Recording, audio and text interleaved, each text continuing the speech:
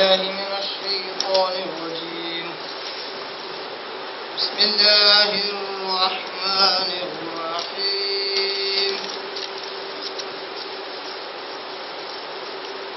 إذ تبرأ الذين اتبعوا من الذين اتبعوا ورأوا العذاب وتقطعت بهم الأسباب.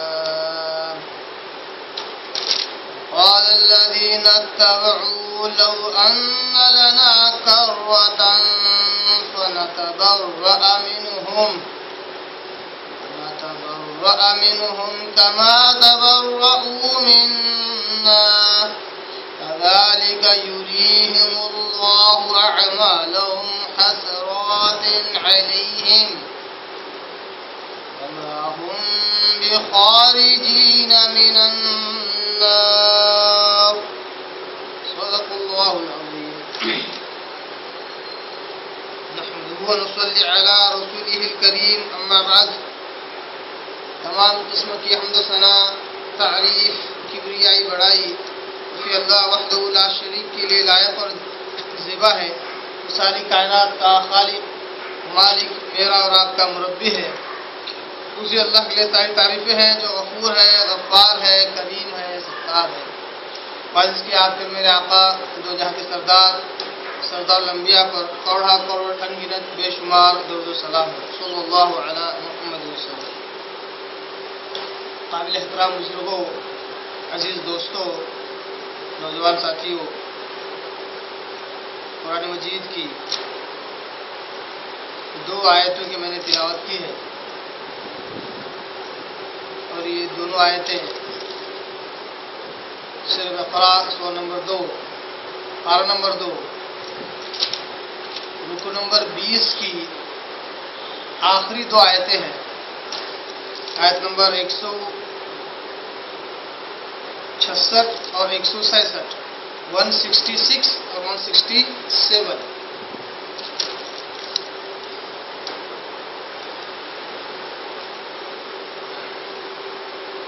ہم نے اس سے پہلے کے درس میں آیت نمبر 165 کے تعلق سے ہم نے سنا تھا کہ بڑی جامعہ، بڑی زبردست آیت شرک کے تعلق سے شرک کو رد کرنے کے لیے اور توحید کی اہمیت کو بتلانے کے لیے آیت تھی. تو اسی آیت نمبر 164 سے جڑی ہوئی آیت نمبر 165 سے جڑی ہوئی 166 اور 167 ہے. یعنی کہ گویا کہ رکو نمبر 20 کی آخری تینوں آیتیں ایک ہی مضمون سے تعلق رکھتی ہیں اور وہ ہے شرک کا رد بلیغ اور توحید کا اثبات. اللہ اکبر، بڑے ہی پیارے انداز سے اللہ تبارک و تعالیٰ نے مشرکین کے تعلق سے بیان کیا کہ یہ مشرکین وہ جو اللہ کے ساتھ شرک کرتے ہیں، دوسروں کو اللہ کا شریک قرار دیتے ہیں، وہ کیسے ہوتے ہیں. اللہ نے کہا ہے نمبر 165 کے اندر، اس کا کچھ یاد آپ کے آگے رکھ رہا ہوں. وَمِنَ النَّاسِ مَن يَتَّخِذُ مِن دُونِ اللَّهِ أَندَادًا. اللہ کہتا ہے کہ لوگوں میں بعض لوگ ایسے ہیں جو اللہ کے ساتھ دوسروں کو شریک کرتے ہیں، اللہ کا ساجی مقرر کرتے ہیں، کوئی پارٹنر مقرر کرتے ہیں. اتنا ہی نہیں کرتے، وہ یحبونہم کحب اللہ. اگر یہ اللہ کے شریک ہے تو گویا کہ اللہ سے چھوٹے ہونے چاہیے. اللہ کہتا ہے یحبونہم کحب اللہ، یہ غیر اللہ سے ایسی محبت کرتے ہیں جیسے کہ گویا اللہ سے محبت کرتے ہیں، یا پھر کہیں اس سے بھی زیادہ. اللہ کہتا ہے کہ یہ مشرکین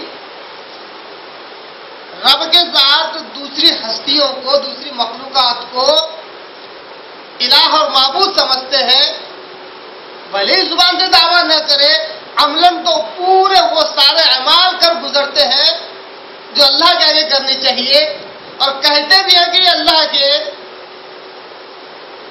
پاس ہمارے لیے سفارشی ہے، اللہ کی مخلوق ہے، اللہ انہیں دیتا ہے، یہ ہمیں دیتے ہیں، اتنا سب کچھ ہونے کے باوجود بھی اللہ تعالیٰ بڑا پیارا نقطہ بیان کرتا کہتا ہے یحبونہم کحب اللہ، اگر یہ اللہ سے چھوٹے ہیں تو اللہ کی جیسی محبت کیوں ان کو؟ تھوڑی کم ہونی چاہیے، اللہ سے محبت سب سے زیادہ ہونی چاہیے، اور ان کا پرسنٹیج 5 سے 10% ہونا چاہیے۔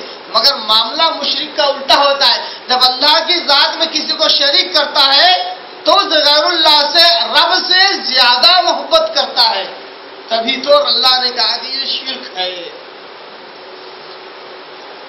جیسے ایک مثال کے طور پر بہت سارے غیر مسلمانوں کے تعلق سے کہتے ہیں کہ یہ مسلم سے زیادہ مومیڈین ہے، کیا کہتے ہیں؟ جبکہ خود بہت سارے مسلمان اس بات کو پسند نہیں کرتے اور واقعی کرنا بھی نہیں چاہیے۔ مومیڈین ہے کہتے ہیں، کیوں کہتے ہیں؟ کیونکہ یہ محمد کو ماننے والے ہیں، اور الحمدللہ جو لوگ دین کا علم رکھتے ہیں وہ اس کا رد بھی کرتے ہیں، کہتے ہیں بھائی ہمیں مومیڈین مت کو، ہم صرف محمد کو ماننے والے نہیں ہیں، جتنے رسول اس سے پہلے آئے سب کو ماننے والے ہیں۔ ہاں ہم محمد صلی اللہ علیہ وسلم کی امتی ضرور ہے، ہم اصل ماننے والے ہیں اللہ کو۔ اس اللہ نے حکم دیا کہ جتنے انبیاء ہیں سب پر ایمان لاؤ اور میرے نبی پر بھی ایمان لاؤ۔ تو ہم کسی شخص کے پیروکار نہیں ہیں، کسی ہستی کے تابع فرمان نہیں ہے۔ اب دیکھیے اتنا کھلا دعویٰ ایک مسلمان کا، ایک ایمان والے کا ہونے کے باوجود بھی محمد صلی اللہ علیہ وسلم سے کتنی محبت کرتا ہے؟ حد سے زیادہ، بہت محبت کرتا ہے۔ مگر جب رب کا معاملہ آتا ہے تو رب کی محبت سب سے زیادہ ہوتی ہے آپ صلی اللہ علیہ وسلم کے مقابلے میں۔ کیوں؟ دونوں میں فرق ہے۔ اگر کوئی ان دونوں میں فرق ہی نہ کرے اور نبی کے تعلق سے بھی یہ عقیدہ رکھے اور یہ دعویٰ کرے کہ نبی تو نور من نور اللہ ہے، اللہ کے نور میں سے ہی نکلے ہوئے ہیں، اور یہ نور اصل میں خدا ہی ہے، خدا ہی اپنا اوتار بدل کر اس دنیا میں نبی بن کر آئے۔ اب یہ اندھی محبت نے ہی انہیں اس شرک میں اور اس بدعقیدگی میں ملوث کر دیا کہ ایک مخلوق کو، ایک پیغمبر کو، ایک نبی کو خدا کا درجہ دے دیا۔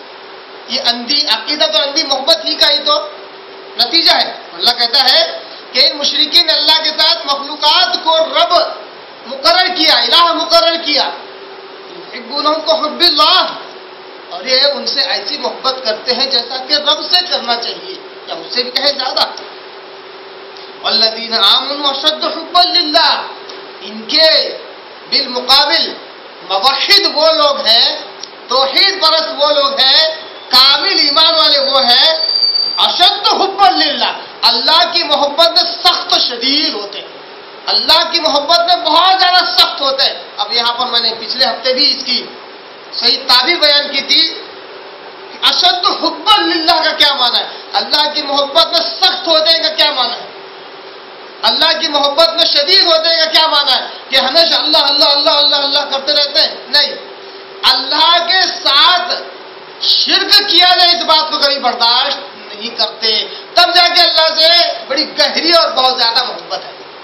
اگر رب کے ساتھ شرک کیا جا رہا ہے اور یہ مسجد کے کسی کونے میں معتکف بنا بیٹھا ہوا ہے، عاقب بنا بیٹھا ہوا ہے، اور رب کے ساتھ شرک کیا جا رہا ہے، قسم خدا کی اس کی محبت نہیں ہے۔ یہی وجہ ہے کہ ایک حدیث میں آتا ہے اللہ تبارک تعالیٰ نے جبرائیل علیہ السلام کو حکم دیا کہ جاؤ فلاں بستی کو ہلاک کر دو، لیکن میرے ساتھ بہت شرک ہو رہا ہے وہاں پر۔ تو جبرائیل علیہ السلام کہتے ہیں کہ اے اللہ، وہاں پہ تو ایک بندہ بھی ہے جو ہمیشہ تجھے یاد کرتا رہتا ہے، ہمیشہ تجھے ہی یاد کرتا رہتا ہے۔ اللہ نے کہا جاؤ اسی سے شروعات کرو، اسی سے شروعات کرو، میرے عذاب کی شروعات اسی سے کرو، کیونکہ میرے ساتھ شرک کیا جاتا تھا اور اس کے کان پر جوں تک نہیں رہتی تھی۔ اس کی محبت نہیں ہے۔ والذین آمنوا اشد حبا للہ، اللہ کی ذات میں کی محبت میں شدید ہونے والے موحد کہتے ہوتے ہیں رب کی ذات میں نہ خود شرک کرتے ہیں نہ شرک کو برداشت کرتے ہیں۔ سب سے بڑا گناہ، کبیرہ گناہ اگر اس دنیا میں کوئی ہے تو وہ شرک ہے، اور جنت میں جانے اور نہ جانے کا فیصلہ بھی اسی چیز پر اس کا انحصار ہے کہ کس شخص سے شرک صادر ہوا، کس شخص سے شرک نہیں ہوا۔ جو شخص اس دنیا سے بغیر توبہ کے شرک کے ساتھ مر گیا قسم خدا کی، وہ جہنم میں ضرور جانے والا، اس میں کوئی دو رائے نہیں ہے۔ یہ حکم اور فتویٰ میں نہیں لگا رہا ہوں، قرآن مجید اور آیتیں بے شمار اس بات کو دلالت کرتی ہیں۔ جو شخص اس دنیا سے شرک سے توبہ کیے بغیر اگر مر گیا اس کے لیے جہنم لازم ہے، چاہے وہ کتنے بھی نیک اعمال اس کے کیوں نہ ہو۔ جو شخص اس دنیا سے شرک سے توبہ کر کے یا شرک سے بچ کر مرا، موحد مرا، قسم خدا کی ایک نہ ایک دن ضرور جنت میں جائے گا۔ یہ اہل سنت والجماعت کا متفقہ موقف ہے۔ اگر کوئی شخص اس دنیا سے شرک کیے بغیر یا شرک سے توبہ کر کے پاک ہو کر موحد بن کر مرا، ایک نہ ایک دن ضرور جنت میں جائے گا، چاہے اس کے گناہ آسمان اور زمین بھر کے کیوں نہ ہو۔ اللہ چاہے تو انہیں معاف کر دے، پہلی چیز۔ اگر معاف نہیں کیا تو اللہ تبارک تعالیٰ اس کو ان گناہوں کی سزا جہنم میں دے گا، اور وہ جہنم کا فیصلہ ابدل آباد ہمیشہ کے لیے نہ ہوگا۔ جب وہ گناہوں کی پاداش پا چکے گا تو اللہ تبارک تعالیٰ، صحیح بخاری صحیح مسلم کی لمبی طویل حدیث ہے، جس میں وسلم کہتے ہیں کہ ایسے موحدوں کو، آپ وسلم کی پیاری زبان سے پیارے الفاظ نکلے ہوئے ہیں، آپ وسلم کہتے ہیں کہ ایسے موحدوں کو جہنم سے نکالا جائے گا جو جل کر کوئلہ ہو چکے ہوں گے۔ انہیں ایک نہر ہے آب حیات نام کی، وہاں سے نہلایا جائے گا، پھر وہ اس طرح کھل اٹھیں گے جس طرح ایک زرخیز زمین میں کوئی دانہ بویا ہو اور وہ زمین کی چھاتی کو پھاڑ کر اس کی کونپلیں باہر نکلا، اس طرح وہ کھل جائے گا۔ پھر اس کو نہلا دھلا کر خوش و خرم کر کے اس کے دلوں کی ساری چیزیں نکال کر کے اس کو جنت میں داخل کیا جائے۔ گویا کہ جنت اور جہنم کا جو فیصلہ ہے وہ عقیدہ توحید پر منحصر ہے۔ اللہ کہتا ہے ایمان والے، اصل ایمان والے وہ ہے اشد حب للہ، جو اللہ کی ذات میں، اللہ کے تعلق سے اس کی محبت میں شدید ہوتے ہیں، سخت ہوتے ہیں، اس کے ساتھ نہ شرک کرتے ہیں اور نہ شرک کو برداشت کرتے ہیں۔ بہت ساری چیزیں اسلام میں ایسی ہیں جو کمپرومائز کرنے کی، کمپرومائز کیا جا سکتا ہے، بہت ساری چیزیں ہیں، اور الحمدللہ آپ صلی اللہ علیہ وسلم نے بھی کیا ہے، صحابہ نے بھی کیا ہے۔ بہت ساری چیزیں جو چھپائی جا سکتی ہے، آپ صلی اللہ علیہ وسلم نے کچھ جگہ پر جہاں ضرورت تھی ایک موقع پہ نہیں بتا، دوسرے موقع بتا۔ صحابہ نے تو مرتے دم تک کوئی حدیث نہیں سنائی، مرنے سے پہلے ڈر کر کہ اللہ کے پاس کہیں پکڑ نہ ہو حدیث سنا دی۔ ہو سکتا ہے بہت ساری چیزیں کمپرومائز کی جا سکتی ہے، ایک چیز کمپرومائز نہیں ہو سکتی اور نہیں ایک چیز چھپائی جا سکتی ہے، وہ ہے عقیدہ توحید کی بات۔ شرک کے خلاف دعوت دینا یہ اشد ضروری ہے، ورنہ اگر انسان شرک کے ساتھ مر جائے قسم خدا کی وہ جنت میں نہیں جا سکتا، جہنم اس کا لازمی ٹھکانہ ہوتا ہے۔ جیسے بہت ساری چیزیں جو اسلام میں کمپرومائز کی جاتی ہیں، جیسا ایک ایگزامپل مثال کے طور پر دے رہا ہوں۔ ایک مرتبہ آپ صلی اللہ علیہ وسلم اور صحابہ بیٹھے ہوئے، مدنی دور ہے، مسجد نبوی میں بیٹھے ہوئے، ایک غیر مسلم کافر آ جاتا ہے، مسجد کے اندر داخل ہو جاتا ہے۔ آپ صلی اللہ علیہ وسلم صحابہ بیٹھے ہیں، اس کو دیکھ رہے ہیں، فوراً آتے ہی بیٹھ کر پیشاب کرنا شروع کرتا ہے۔ کیا پیشاب کرنا شروع کرتا ہے مسجد؟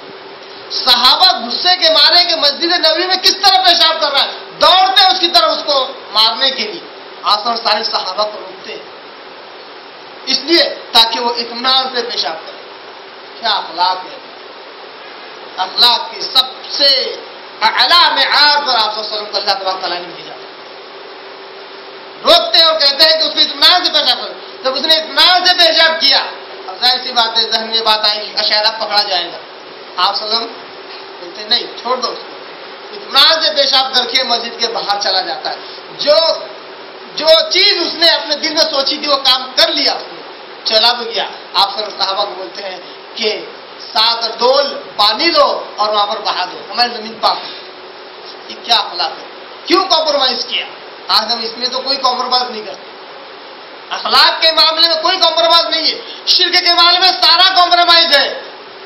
دو بھائی ہے، ایک بھائی اگر یہ کہتا ہے کہ بھائی دیکھو اللہ کے علاوہ کسی اور جگہ سجدہ نہیں کرنا چاہیے، وہ کہتا ہے ابھی تو چھوٹا ہے، دنیا نہیں دیکھا ہوا ہے، 4 کتابیں پڑھ لینے سے تو تھوڑی عالم ہو جاتا ہے۔ بڑے بڑے لوگ مانتے آ رہے ہیں درگاہوں پہ جانا، چادریں چڑھانا، نظر و نیاز کرنا، کئی سالوں سے چل رہا ہے۔ پورا پاکستان دیکھ لو، پورا بنگلہ دیش دیکھ لو، بڑے بڑے لوگ ہیں جن کی لمبی لمبی داڑیاں، کیا یہ سب غلط ہو سکتے ہیں؟ مولانا جمعہ کے دن 2 گھنٹے تقریر کی اولیاء اللہ کی فضیلت میں کہ جاؤ سجدے کرو وہاں پر، اولیاء اللہ دے سکتے ہیں، کیا وہ غلط ہے؟ اب یہ جب سنتا ہے تو بولتا ہے ہاں یار صحیح بات ہے، اتنے سارے لوگ کر رہے ہیں تو میں اکیلا تھوڑی صحیح ہو سکتا ہوں۔ کمپرومائز نہیں، جو چیز کمپرومائز کرنے کی نہیں ہے وہ توحید کا معاملہ ہے جہاں پر کمپرومائز نہیں ہو سکتا ہے۔ اللہ تعالیٰ آیت نمبر 165 کے اندر ہی کہتا ہے وَلَوْ يَرَى الَّذِينَ ظَلَمُوا إِذْ يَرَوْنَ الْعَذَابَ، اور جب یہ ظالم لوگ اس دن دیکھیں گے، یہ مشرک لوگ اس دن اللہ کے عذاب کو دیکھیں گے، ان القوت للہ جمیعا، اس وقت انہیں یقین ہو جائے گا کہ ہم نے رب کے ساتھ شرک کر کے بہت بڑا گناہ کیا، اللہ کی پکڑ بڑی سخت ہے، اب جو فیصلہ ہمارے تعلق سے جہنم کا ہو گیا ہے یہ ابدل آباد ہے، ہم چاہ کر بھی اس سے اب بچ نہیں سکتے اور نہ ہی کوئی ہمیں بچا سکتا ہے۔ وَأَنَّ الْقُوَّةَ لِلَّهِ جَمِيعًا، ساری قوت اللہ کے لیے، اس دن انہیں یقین ہو جائے گا۔ دنیا میں تو یہ سمجھتے تھے کہ اللہ کی قوت بٹی ہوئی ہے، اللہ کی قوت ان مینیجروں کے اندر، ان وکیلوں کے اندر بٹی ہوئی ہے۔ اللہ کسی کو اولاد دینے کو کہتا ہے، کسی کو پیسے دینے کے لیے، کسی کو مصیبت دور کرنے کے لیے، کسی کو مدد کرنے کے لیے۔ دنیا میں تو سمجھتے تھے کہ اللہ کی قوت بٹی ہوئی ہے، تو اللہ کے عذاب کو، اللہ کی پکڑ کو، جہنم کی لو کو جب دیکھیں گے ان قوت للہ جمیعا، اس وقت انہیں یقین ہوگا کہ واقعی ساری قوت اللہ کی ہے۔ وَأَنَّ اللَّهَ شَدِيدُ الْعَذَابِ، اور اس بات کا یقین ہو جائے گا کہ اللہ تعالیٰ عذاب دینے میں بھی بڑا سخت ہے۔ یہ تھی آیت نمبر 165، اسی سے بالکل گہرا ربط رکھنے والی، جیسا کہ میں نے کہا کہ رکو نمبر 20 کی آخری تینوں آیتیں تسلسل میں ایک ہی عنوان پر قائم ہے۔ آیت نمبر 166 کے اندر اللہ تبارک تعالیٰ کہتا ہے اِذَا تَبَرَّأَ الَّذِينَ اتَّبِعُوا مِنَ الَّذِينَ اتَّبَعُوا وَرَأَوُا الْعَذَابَ وَتَقَطَّعَتْ بِهِمُ الْأَسْبَابُ۔ اب یہ تو رہا دنیا کا معاملہ کہ جو مشرک ہوتا ہے وہ دنیا میں اللہ سے زیادہ غیر اللہ سے محبت ہوتی ہے، جس کی وجہ سے وہ دنیا کی زندگی میں شرک میں ملوث ہوتا ہے۔ جو ایمان والے ہوتے ہیں وہ شرک سے ہمیشہ سے بچتے ہیں، دور رہتے ہیں اور رب کے تعلق سے شرک کو برداشت نہیں کرتے۔ یہ ان کی محبت کا سب سے اعلیٰ معیار ہے، وہ اس تعلق سے بڑے شدید ہوتے ہیں۔ آخرت کا معاملہ کیا ہے؟ اللہ تبارک تعالیٰ آخرت کا جو نقشہ کھینچتا ہے، کہتا ہے اذا تبرأ الذين اتبعوا من الذين اتبعوا ورأوا العذاب، اور جبکہ جبکہ بیزارگی کا اظہار کریں گے الذين اتبعوا، وہ لوگ جو سربراہ ہیں، وہ لوگ جو لیڈر ہیں، وہ لوگ جو متبوع ہیں، جن کی اتباع، جن کی تابعداری کی جاتی تھی۔ اذ تبرأ الذین اتبعوا، جو لوگ سربراہ تھے، جو لوگ لیڈر تھے، جو لوگ بڑے تھے، جن کا سنا جاتا تھا دنیا میں، وہ لوگ آخرت کے دن، قیامت کے دن، حشر کے میدان میں بیزارگی کا اظہار کریں گے۔ کس سے؟ من الذین اتبعوا، ان لوگوں سے جو ان کے تابع فرمان، یعنی دنیا میں جو ان کے چیلے چپاٹے، ان کے شاگرد، ان کے پیٹوں میں منڈیاں ڈالنے والے، ان کے تلوے چاٹنے والے، ان کی ہمیشہ ہاں میں ہاں ملانے والے، بالخصوص یہاں پر شرک کی بات ہو رہی ہے۔ یہ اور کریں، اس بات پر دھیان دیں کہ اس میں ان سرداروں اور ان کے شاگردوں کی بات ہو رہی ہے جو شرک میں تھے، شرک کی دعوت و تبلیغ کا کام کرتے تھے، اور اسی دعوت تبلیغ کو جو لوگ قبول کرتے تھے، جو گروہ قبول کرتا تھا، ان کا تذکرہ ہو رہا ہے، یا ان کا تذکرہ نہیں ہو رہا ہے جو کسی دنیاوی مفاد اور دنیاوی غرض سے کسی کے تلوے چاٹتا ہے، کسی کے ہاں میں ہاں ملاتا ہے۔ یہ بات واضح رہے، ورنہ آیت کے ظاہری الفاظ سے یہی معنی سمجھ میں آتا ہے کہ جو سردار ہے وہ بیزاری کا اظہار کریں گے اپنے ماتحتوں کے تعلق سے، اپنے ماننے والے، جبکہ ظاہری الفاظ کے مطابق یہ معنی مفہوم نہیں ہے، کیونکہ آیت نمبر 165 سے اگر جب ہم اس کو ملاتے ہیں تو یہ مفہوم نکلتا ہے۔ ساتھ ہی ساتھ قرآن میں کی دوسری آیتیں انشاءاللہ میں آپ کے آگے رکھوں گا، ان کو جب ہم پڑھتے ہیں تو یہ بات یہاں پر واضح ہو جاتی ہے کہ یہاں پر سردار سے مراد شرک کی دعوت و تبلیغ کرنے والا سردار اور اس کی دعوت قبول کرنے والے جو تابع فرمان لوگ ہیں ان کا تذکرہ یہ خبر ہو رہا ہے کہ سربراہان شرک و بدعت بیزارگی کا اظہار کریں گے اپنے ماننے والوں سے کل قیامت میں اس دن۔ کب؟ وَرَأَهُ الْعَذَابُ، جب یہ اللہ کے عذاب کو دیکھ لیں گے، جہنم کو جب یہ دیکھ لیں گے تو فوراً یہ سب سے بڑے گنہگار مشرک لوگ جو شرک کی دعوت دیا کرتے تھے، جو شرک کو قرآن اور حدیث سے ثابت کرتے تھے، یہ فوراً بیزاری کا اظہار کریں گے کہ تم ہمارے ساتھ کیوں رہے دنیا میں، ہم نے تم کو خوش کرنے کے لیے بہت ساری جھوٹے سچے واقعات سنائے، جھوٹے سچے دلیلیں دیے، تم نے ہم سے ایسے کراس کوشچن کیے کہ ہم چاہتے ہوئے نہ چاہتے ہوئے بھی ہم نے شرک کے لیے دلائل مہیا کیے، تم ہمارے ساتھ تھے جس کی وجہ سے ہم نے شرک و بدعت میں ترقی کی، آج ہم تم سے بیزار ہیں، یہ مت کہنا کہ ہماری وجہ سے گمراہ ہوئے، بیزاری کا اعلان کریں۔ وَتَقَطَّعَتْ بِهِمُ الْأَسْبَابُ، بڑا پیارا جملہ ہے، بڑا پیارا ٹکڑا ہے یہ آیت کا۔ وَتَقَطَّعَتْ بِهِمُ الْأَسْبَابُ، اس وقت ان سربراہان سے اور ماننے والوں کے درمیان کا جو تعلق تھا وہ پوری طرح کٹ جائے گا، رشتے ناتے سارے اسباب سب کچھ کٹ جائیں گے۔ اللہ تبارک تعالیٰ بالخصوص شرک میں ملوث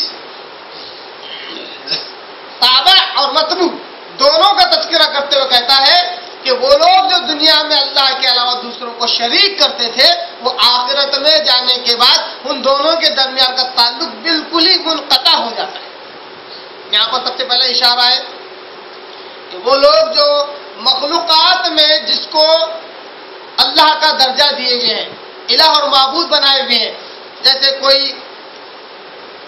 عبد القادر جیلانی کے آگے سجدہ کر رہا ہے، کوئی خواجہ معین چشتی کے آگے سجدہ کر رہا ہے، رو رہا ہے، گڑ گڑا رہا ہے، وہی اعمال کر رہا ہے جو اللہ کے ساتھ کرنے چاہیے، اور پوری امید لگائی ہوئی ہے کہ میں اگر بابا کا دامن پکڑ لوں تو اللہ تبارک تعالیٰ آخرت میں میرا کچھ نہیں بگاڑ سکتا، اور یہ بابا رب سے لڑ جھگڑ کر مجھے جنت میں ضرور داخل کروائیں گے، میری یہ سفارش ہے۔ اس امید کے ساتھ وہ دنیا میں وہ سارے اعمال جو رب کے لیے کرنا چاہیے تھا ان کے لیے کرتا رہا یہاں تک کہ ایک دن موت کی آغوش میں چلا گیا۔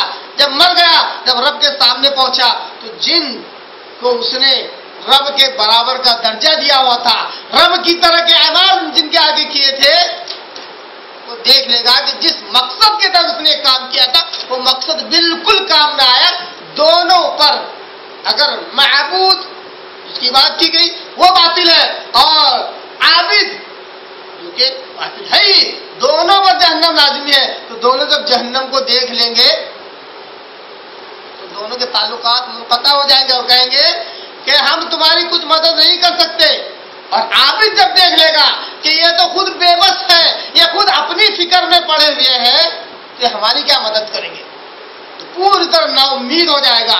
وَتَقَطَّعَتْ بِهِمُ الْأَسْبَابُ، پوری طرح جب ان کے درمیان کے سارے اسباب منقطع ہو جائیں گے، ختم ہو جائیں گے، تو یہ بالکل ہی نڈھال ہو کر گر پڑیں گے اور نا امید ہو جائیں گے کہ ہم نے جن سے امیدیں لگا کر دنیا میں رب کو تک ہم نے ایزی لیا، آج یہ ہمارے لیے کچھ نہیں کر رہے ہیں۔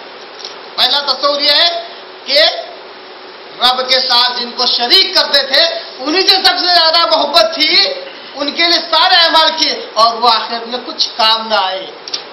تقطعت بہم الاسباب کا ایک مفہوم ہے۔ دوسرا مفہوم کسی کا سن کر، کسی کا آواز و نصیحت اور دعوت و تبلیغ کو سن کر رب کے ساتھ شریک کیا دوسری مخلوقات کو، اس امید پر کہ اتنے بڑے صاحب بول رہے ہیں تو ضرور کوئی بات میں وزن ہے۔ اور جب رب کے پاس، رب کے دربار میں جب پہنچے تو جو شرک کی دعوت و تبلیغ کرتے تھے وہ خود آج پریشان حال ہے کہ رب کی رحمت انہیں نہیں دیکھ رہی ہے، نگاہ رحم، نگاہ کرم رب کی ان پر نہیں ہو رہی ہے، اور وہ خود مشرکین کے زمرے میں ہے اور جہنم ان پر لازم آ چکی ہے۔ وہ شرک کی دعوت و تبلیغ کرتے تھے، جب وہ یہ دیکھ لیں گے کہ وہ سردار جو ہمیں، وہ ہمارے سربراہان جو ہمیں دین کے نام پر دعوت دیا کر، جن کی دعوت کو ہم قبول کرتے تھے، آج وہ خود بے بس ہے، خود کے تعلق سے محتاج بنے ہوئے، تو یہ آج ہمارا کیا کر سکتے ہیں؟ پوری طرح سارے اسباب کٹ جائیں گے، منقطع ہو جائیں گے۔ وَتَقَطَّعَتْ بِهُمُ الْأَسْبَابُ، دونوں قسم کا مفہوم اس میں پایا جاتا ہے۔ ایک، رب کے ساتھ جو دوسروں کو شریک کیا جا رہا وہ بھی ان کے کام نہیں آ رہے ہیں، اور جو لوگ شرک کی دعوت و تبلیغ کرتے تھے، لوگوں کو بھروسہ دلاتے تھے کہ ڈرو مت، سال میں ایک بار 11ویں کرو، بابا عبدالقادر جیلانی تم کو ضرور رب کے آگے پاس کرا دیں گے۔ یہاں تک کہ میں نے اس سے پہلے بھی یہ واقعہ بیان کیا ہے کہ ایک صاحب جمعہ خطبے میں یہ بیان کر رہے تھے کہ لوگوں ڈرنے کی ضرورت نہیں ہے، جتنا ہوتا اتنا کرتے جاؤ، نہیں کر رہے تو کوئی معاملہ گڑبڑ کا نہیں ہے، مگر سال میں ایک بار ضرور 11ویں شریف کیجیے۔ 11ویں کا معاملہ تو اس کی فضیلت بتلا رہے تھے تو بتلاؤ جتنا بتلانا ہے، مگر حد سے زیادہ مبالغہ کرنا۔ آپ صلی اللہ علیہ وسلم نے 14.5 سال پر اس کیا کہتے ہیں گمراہ عمل سے آپ صلی اللہ علیہ وسلم نے 14.5 سال پہلے منع کیا تھا اور کہا تھا ایاکم الغلو، لوگوں دین کے تعلق سے غلو کرنے سے بچو، بڑھ چڑھ کر بولنے سے بچ جاؤ، یہ گمراہی کا سبب ہے، بد عملی کے لیے یہ راستہ کھولتا ہے۔ ان کے رسول کی بات کو نہیں مانا، 11ویں شریف کی فضیلت بتلانا ہے تو بتاتے کہاں تک بتا دیا جناب نے، آگے ڈرو مت، ہر سال میں ایک مرتبہ 11ویں کرو۔ اگر تم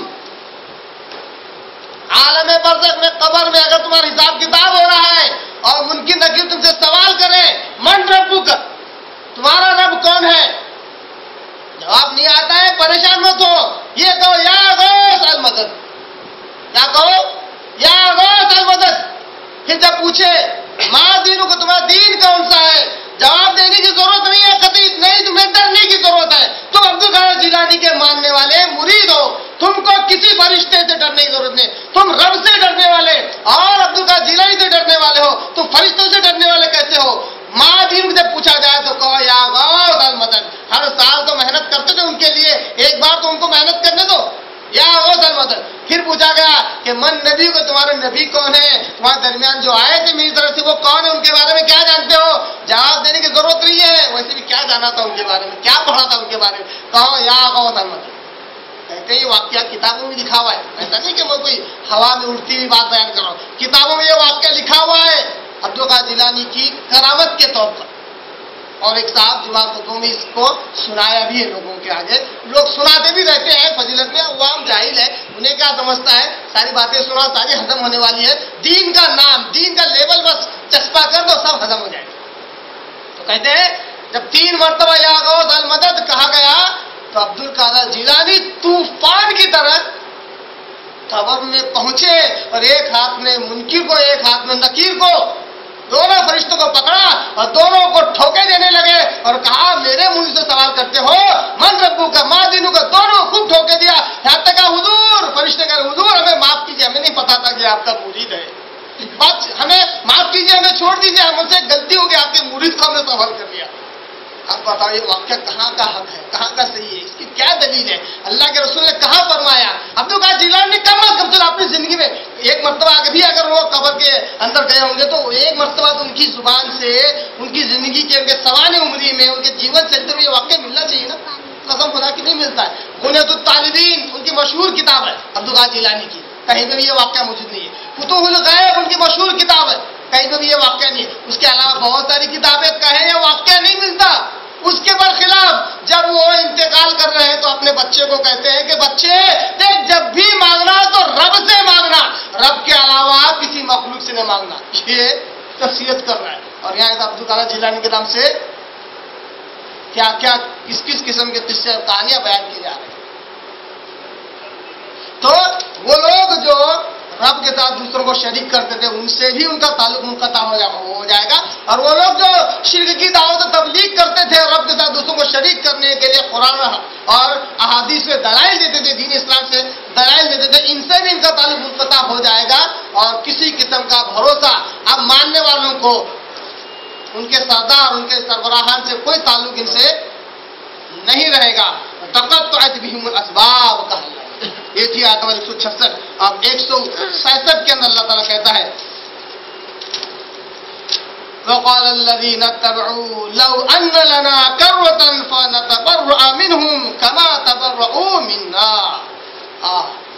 اب جب سربراہان شرک و بدعت جب ان سے اپنے ماننے والوں سے برات کا اظہار کرے گی، بیزاری کا اظہار کرے گی اور کہے گی کہ ہمارا تم سے کوئی تعلق نہیں ہے، کہ ہم پر خود جہنم لازم آ چکی ہے، تو اب ہم تمہارے لیے کچھ نہیں کر سکتے، جب یہ بیزاری کا اظہار کریں گے تو ان کے دل پر پہاڑ ٹوٹ پڑیں گے، ماننے والوں کے دل پر پہاڑ ٹوٹ پڑیں گے، تو وہ اس منظر کو دیکھ کر کیا کہیں گے؟ وقال الذين اتبعوا، اب ماننے والے تابع فرمان لوگ یہ کہیں گے لو ان لنا کرۃ، اگر ہمیں ایک بار بھی دنیا میں جانے کو ملا، فنتبرأ منهم كما تبرؤوا منا، تو ہم بھی تم سے اسی طرح بیزار ہوں گے جس طرح تم ہم سے ہو رہے، کبھی دنیا میں تم کو پلٹ کر بھی نہیں دیکھیں گے۔ لو ان لنا کرۃ، اگر ہمیں دنیا میں واپس جانے کا ایک بار ہی موقع ملا تو دوبارہ کبھی ہم تمہاری طرف پلٹ کر نہیں دیکھیں گے، اسی طرح بیزار رہیں گے جس طرح آج تم ہمارے سے بیزار ہے، تمہارے بھروسے پہ سارے شرک ساری بدعتیں ہم نے کر لی، رجب کے کنڈے کر لیے، 11ویں کر لی، شب برات آئی تو رات بھر جاتے، وہ سارے کام کر لیے جو سنت سے ثابت نہیں، صرف تمہارا سن کر آج آئے تو تم نے خود ہاتھ اٹھا لیے، انسالوینسی کا سگنل دے دیا کہ ہمارے پاس کچھ نہیں ہے، تم تو آج ہم سے بیزار ہو گئے، اگر ایک بار بھی ہمیں موقع ملا دنیا میں جانے کا تو ہم بھی تم سے بالکل اسی طرح بیزار ہو جائیں گے جس طرح آج تم ہم سے بیزار ہو گئے ہو۔ اللہ کہتا ہے کذالک یریہم اللہ اعمالہم حسرات علیہم، اللہ تعالیٰ اسی طرح ان تابع فرمان لوگوں کی نگاہ میں اور ان کے سرداروں کی نگاہ میں ان کے اعمال کو حسرات افسوس والے بنا کر دکھائیں گے۔ اب دیکھیے نا، جو سردار تھے ان کی نگاہ میں ان کے اعمال افسوس والے ہیں کہ کیا کچھ محنت نہیں کیا، اتنا چیخے کہ کبھی کبھی مائک بھی پھٹ گیا، اتنے زور زور چلا کر شرک کی دعوت دی، قرآن مجید کی آیتوں کو پیش کیا توڑ مروڑ کر، آج وہ ساری محنتیں بیکار۔ جمعہ کے دن ہر بار غسل نہیں کیا ہوگا، مگر وہ راتیں جو سنت سے ثابت نہیں ہے ضرور غسل کیا ہوگا، جب درگاہ شریف جانے کی زیارت کی جب نیت ہوئی ضرور غسل کیا ہوگا۔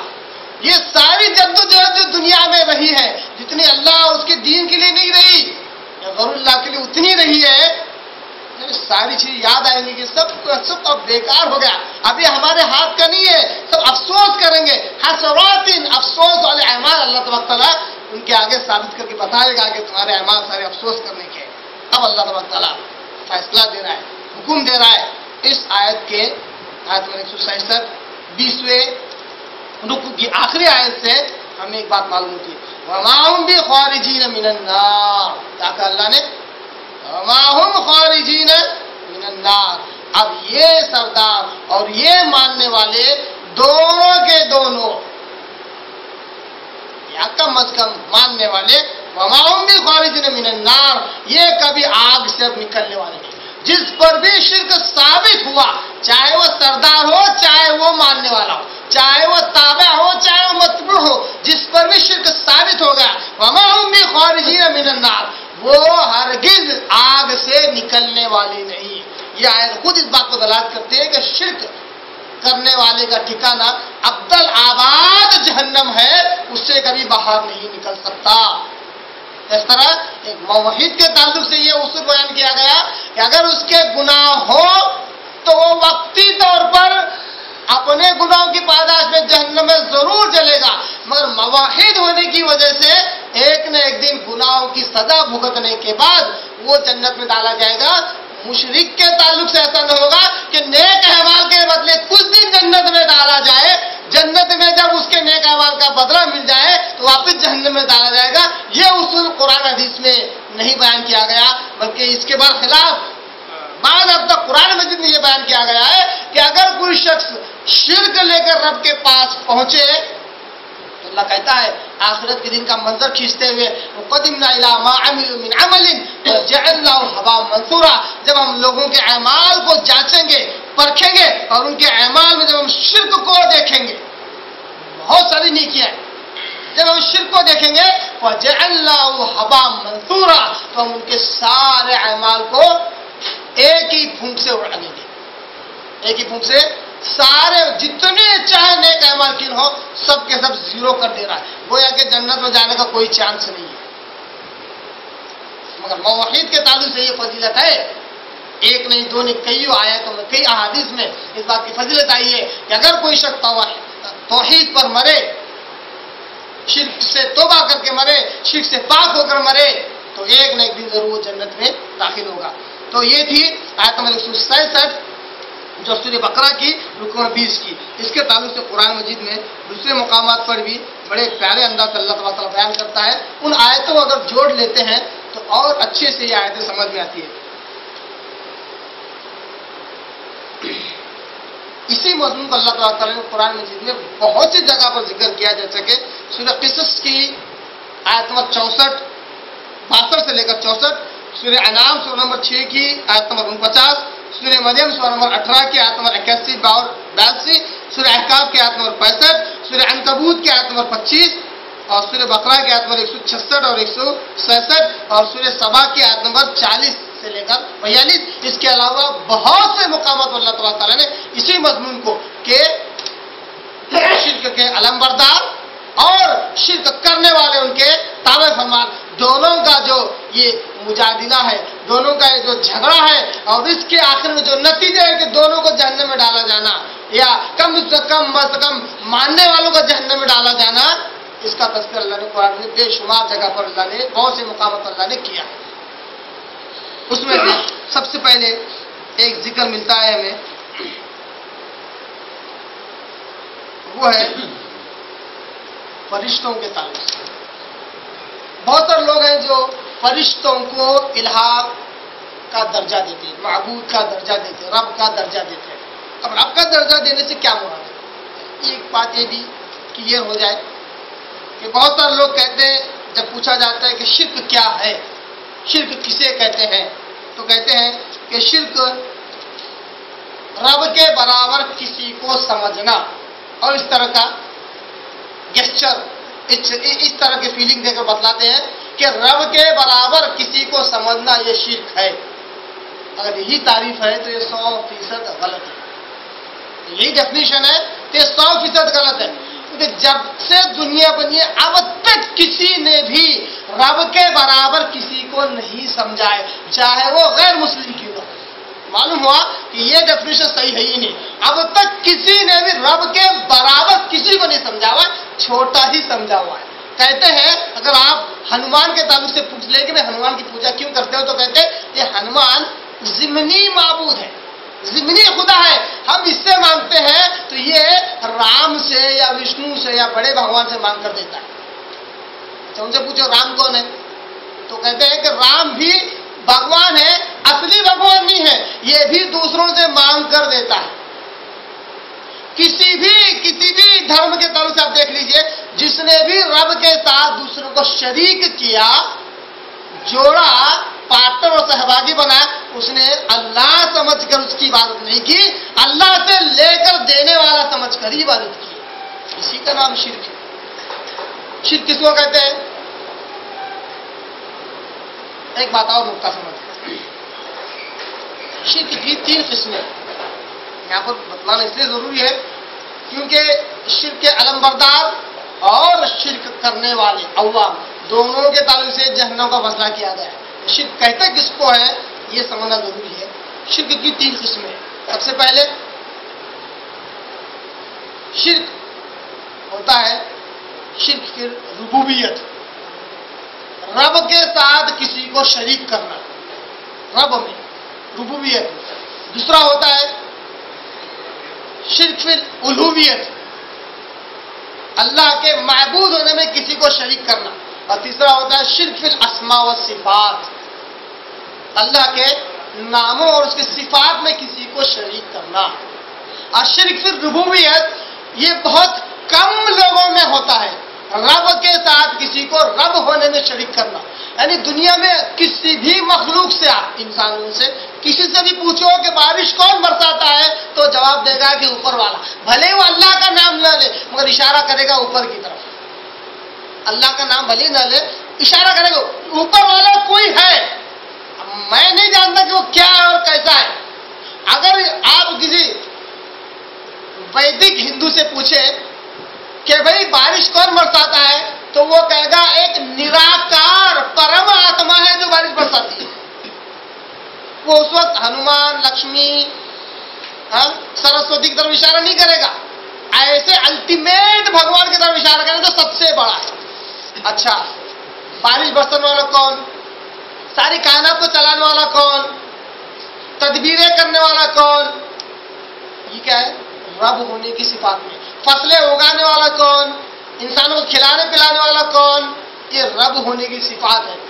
اس میں بہت کم لوگ ہیں جیسے شرک میں بلے سنتے ہیں۔ اصل جہاں شرک ہوتا ہے وہ ہے شرک فی الالوہیت، اللہ کے معبود ہونے میں دوسروں کو شریک کرنا۔ اللہ کے معبود ہونے سے کیا مراد ہے؟ اللہ کی عبادت کرنے کے لیے جو جو اعمال کیے جاتے ہیں، اگر وہ عمل کسی کے لیے کیا جائے تو اس مخلوق کو رب کے ساتھ شریک کیا گیا۔ جیسے رب کے آگے عزت سے کھڑے ہونا ہے، اللہ کہتا ہے قرآن مجید میں وَقُومُوا لِلَّهِ قَانِتِينَ، اللہ کے آگے عزت سے کھڑے رہو۔ اب یہ عزت اور یہ تعظیم کسی اور کے لیے کی گئی، کسی فائدے کے لیے یا کسی نقصان سے بچنے کے لیے، تو اس مخلوق کو اس نے رب کے ساتھ شریک کیا۔ اسی طرح رکوع کرنا اور سجدے کرنا ہو بہو ایسا ہی کسی اور مخلوق کے آگے کیا جائے، بھلے اس میں سبحان رب العظیم سبحان رب الاعلیٰ نہ کیا جائے مگر پوری پیشانی ٹیکی جا رہی ہے، اپنے آپ کو جھکایا جا رہا ہے کسی فائدے کے لیے، کسی نقصان سے بچنے کے لیے۔ عبادت کی ڈیفینیشن یہی ہے کہ کسی مخلوق کے لیے وہ عمل کیا جائے تاکہ اس کی رضا حاصل ہو یا اس کے شر سے بچا جائے، اس کے عذاب، اس کی پکڑ سے بچا جائے۔ یہ عمل کسی نے کیا تو وہ شرک ہو جاتا ہے۔ اسی طرح تیسرا بڑا اہم نقطہ ہے جس میں بہت سارے لوگ اور نہیں کرتے ہیں، شرک فی الاسماء و صفات، اللہ کے ناموں اور صفات میں کسی اور کو شریک کرنا۔ اللہ کی بعض صفات ایسی ہے کہ ان صفات کو کسی اور میں تلاش کرنا، محسوس کرنا انسان کو شرک میں ملوث کر دیتا ہے۔ جس طرح اللہ تعالیٰ سمیع ہے، سننے والا ہے۔ اللہ جب سنتا ہے تو اللہ کو نہ ذریعے کی ضرورت ہے نہ کان کی ضرورت ہے، نہ ذریعے کی ضرورت ہے نہ کان کی ضرورت ہے۔ اللہ تعالیٰ سنتا ہے، کالی رات میں کالے پتھر پر کالی چیونٹی چل رہی ہے تو اللہ تعالیٰ اس کے چلنے کی آواز کو سنتا ہے۔ یہ صفات کسی اور میں تلاش کرے اور دیکھے سمجھے تو یہ شرک الاسماء صفات، وہ آدمی شرک میں ملوث ہو جاتا ہے۔ جیسے کسی کا انتقال ہو کے 200 400 500 سال ہو گیا، سارے اسباب منقطع ہو گئے، ساری چیزیں ختم ہو گئی، اب اگر یہ توقع رکھو یہ ہے کہ ان کو ابھی بھی سنائی دیتا ہے، میں دعائیں کرتا ہوں تو انہیں سنائی دیتا ہے، میں دعاؤں قبول کرتے ہیں، مجھے واپس دیتے بھی ہے، یہ اللہ کے ناموں و صفات میں شریک کرنا ہے۔ اس طرح رب کی ذات ہمیشہ زندہ ہے، حی و قیوم ہے، کوئی اور ہے ہمیشہ زندہ نہیں ہے۔ اسی طرح سے اگر یہ غور کیا جائے کہ وہ مر تو چکے ہیں مگر آدمی زندہ ہے، وہ ہے کہ رب کی ذات میں حی اور قیوم ہونے میں رب کے ساتھ شریک کیا۔ تو یہ ہے شرک، صرف برابر سمجھنے کا نام شرک نہیں ہے۔ تو اللہ تعالیٰ اس کے تعلق سے سورہ سبا کے اندر اللہ تبارک تعالیٰ بیان کرتا ہے، سورہ سبا کی آیت نمبر 40 اور 42 کے اندر اللہ تبارک تعالیٰ کہتا ہے بالخصوص فرشتوں کے تعلق سے کہ بہت سارے لوگ ہیں جو فرشتوں کو رب کے ساتھ شریک کرتے ہیں، فرشتوں سے مدد مانگتے ہیں، فرشتوں سے کیا کہتے ہیں التجا کرتے ہیں، فرشتوں کو اپنے دعاؤں میں، اپنے تعویذ گنڈوں میں ان سے مدد مانگتے ہیں۔ آپ دیکھیں گے کہ بہت سارے تعویذ گنڈا کرنے والے حضرات ایسے ہیں جو تعویذوں کے چاروں کونوں میں لکھتے ہیں کہ یا جبرائیل یا میکائیل اور یا اسرافیل، اور ان سے مدد مانگتے رہتے ہیں. تو اس کے علاوہ بھی بہت سارے لوگ یہ بھی عقیدہ رکھتے ہیں. اللہ اکبر، بہت زیادہ لوگ ایسے ملیں گے آپ کو کہ قرآن مجید کی تلاوت بار بار کرتے ہیں. غور کیجیے، بڑا اہم مسئلہ بیان کر رہا ہوں. قرآن مجید کی تلاوت بار بار کرتے ہیں، پوچھتے ہیں کہ وہ کیوں کر رہے ہیں، اور کبھی کبھی کسی آیت میں کہ بار بار بار بار بار بار بار بار ریپیٹ کرتے ہیں. ہم سمجھتے تھے کہ شاید ثواب زیادہ چاہیے یا آیت پسند آ گئی. ہم نے پوچھا بھی ایسا کیوں کر رہے ہیں؟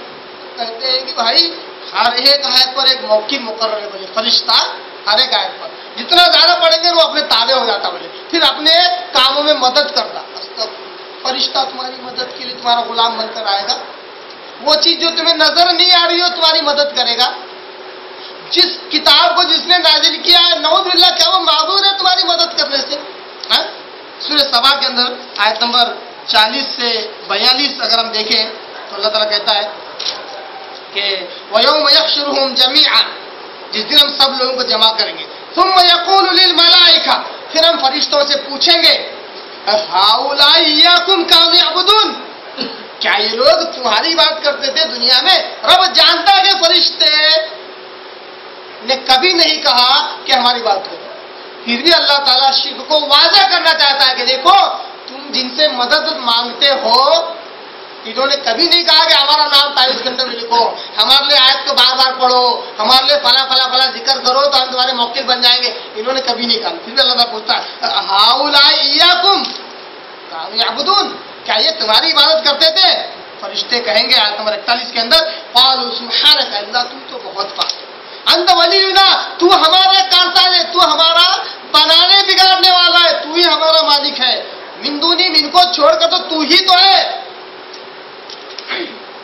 بل کانوا یعبدون الجن، اصل میں یہ ہمارے نام سے جنوں کی عبادت کرتے تھے، جنوں سے مدد مانگتے تھے، نام لکھتے تھے ہمارا، مگر ہمارے بدلے کوئی آ جاتا تھا ان کے پاس فرشتہ بن کر، فرشتے کی طرح حرکتیں کرتے ہوئے، اور یہ سمجھتے تھے کہ فرشتے آ گئے. تو یہ جنوں کی بات کرتے تھے اصل میں. اکثرہم بہم مؤمنون، اور اکثر تو ان میں مطلب میکسیمم لوگ جنوں کو ماننے والے ہی تھے، جنوں سے ہی مدد مانگنے والے تھے.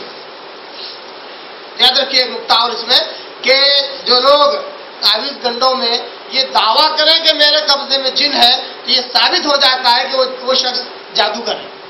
جس کے قبضے میں کوئی جن ہو یہ بات ثابت ہو جاتی ہے کہ وہ جادوگر ہے، اور جادو کی سزا اسلام میں قتل ہوتی ہے. جو جنوں سے مدد لے، جنوں کو کام پہ لگائے، اسلام میں اس کی کوئی حقیقت نہیں ہے. جو ایسا کرنے کا دعویٰ کرے وہ شخص جادوگر ہوتا ہے. اسی بات کا یہاں پر ذکر ہو رہا ہے. وہ اصل میں جنوں کی عبادت کرتے تھے، اکثر لوگ ان میں جنوں کو ہی ماننے والے تھے. فَالْيَوْمَ لَا يَمْلِكُ بَعْضُكُمْ لِبَعْضٍ نَفْعًا وَلَا ضَرًّا، آج کے دن کوئی کسی کی مدد نہیں کرنے والا، نہ فائدہ پہنچانے والا ہے، نہ نقصان پہنچانے والا ہے. وَنَقُولُ لِلَّذِينَ ظَلَمُوا ذُوقُوا عَذَابَ النَّارِ، اللہ کہے گا کہ آج ہم ان ظالموں سے کہیں گے کہ آج عذاب کا مزہ چکھو. الَّتِي كُنتُمْ بِهَا تُكَذِّبُونَ، اس بات پر کہ تم حق بات کو جھٹلایا کرتے. فرشتے صاحب انکار کرتے تھے. اب یہاں فرشتے ان کے نہ سردار ہے نہیں ان کے معبود ہے. پھر بھی اللہ تبارک تعالیٰ نے کلیریفائی کرایا کہ کیا سچ مجھے تمہاری بات کرتے تھے؟ فرشتوں نے کہا اللہ تو بہت پاک ہے، ہم نے کبھی انہیں کہا ہی نہیں، یہ تو ہمارے نام پر دوسروں کی عبادت کرتے تھے.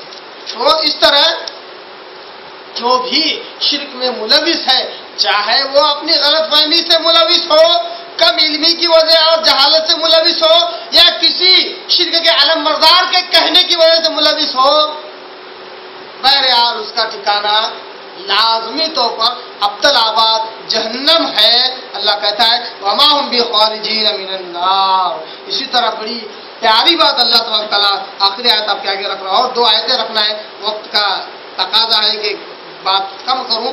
اللہ تبارک تعالیٰ سورہ مریم کے اندر بڑی پیاری بات کرتا ہے اور کہتا ہے اتخذوا من دون اللہ آلہہ، کہ ان لوگوں نے اللہ کے ساتھ دوسرے کو معبود مقرر کیا. دیکھیے اب قرآن میں جہاں بھی غور کریں گے نا، معبود کا تذکرہ ہے، رب کا نہیں.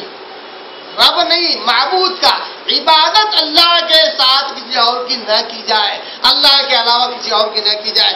اتخذوا من دون اللہ آلیہ، ان لوگوں نے رب کے ساتھ، اللہ کے ساتھ دوسروں کو معبود مقرر کیا، لیکون لہم عزا، کیا کہا؟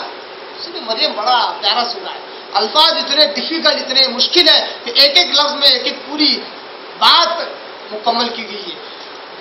لیکون لہم عزا، اس لیے انہوں نے اللہ کے ساتھ دوسروں کو مقرر کیا تاکہ ان کے لیے آخرت میں عزت کا باعث ہو۔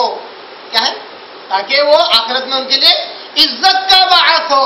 یعنی آج اولیاء اللہ کی عبادت یا اولیاء اللہ کے آگے جو سارے اعمال ہو رہے ہیں وہ اس لیے ہو رہے ہیں کہ اولیاء اللہ جب آخر میں جب پہنچیں گے تو بڑی شان سے بولیں گے اللہ ہم تو فلاں کے مرید تھے، ہم تو فلاں کے ماننے والے تھے۔ عزت کا باعث ہو، اس لیے انہوں نے اللہ کے ساتھ دوسروں کو شریک کیا۔ آگے لگا دیا کلا، ہرگز نہیں، عزت کا باعث نہیں ہے، دونوں ذلیل ہونے والے ہیں۔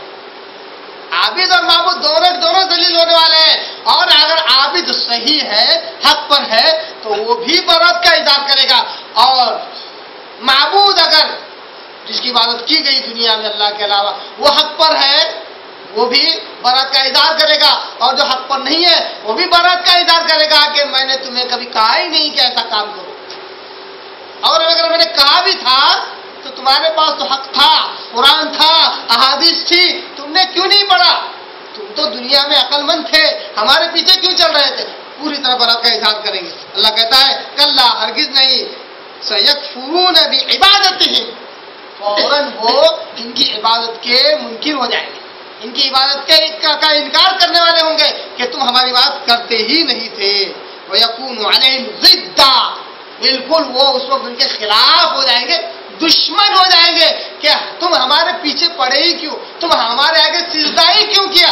اللہ ہوگا، کیا بڑی پیاری آیت ہے۔ جو لوگ اللہ کے علاوہ دوسرے آگے سجدہ کرتے ہیں، یہ اولیاء اللہ ان سے کل قیامت میں دشمنی کرنے والے ہیں کہ تمہاری وجہ سے میرا حساب کتاب زیادہ لمبا ہو گیا۔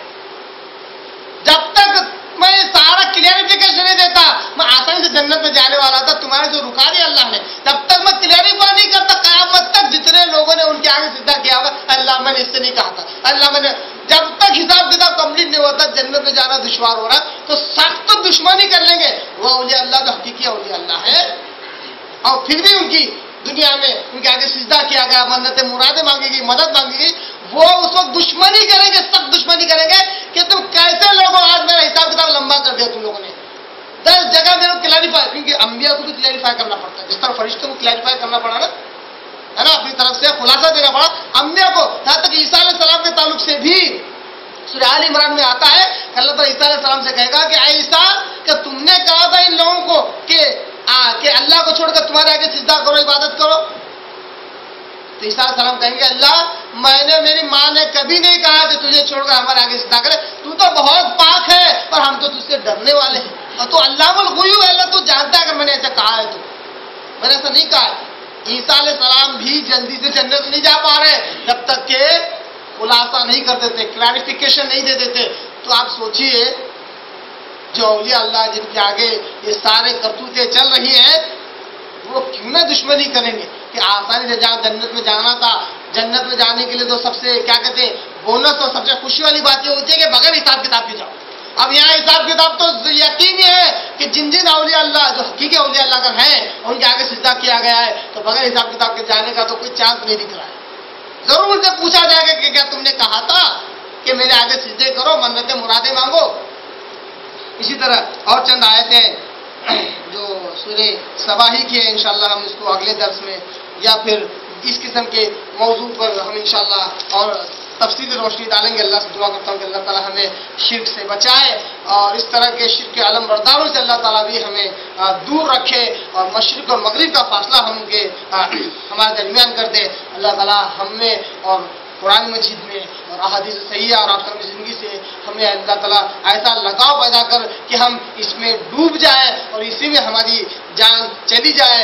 اللہ ہمارا اوڑھنا اور بچھونا اللہ کے رسول کی باتوں کو کر دے کہ ہم اس کو ہی پڑھتے رہیں، اس کو ہی سمجھتے رہیں، اس پر ہی عمل کرتے رہیں، تیسری بات کا ہماری زندگی میں دخل نہ ہو تاکہ ہم مر جائیں اور تیرے پاس آئے تو اللہ تو ہم سے راضی ہو اور تیرے فیصلے پر ہم راضی ہو جائیں۔ وآخر دعوانا ان الحمدللہ رب العالمین۔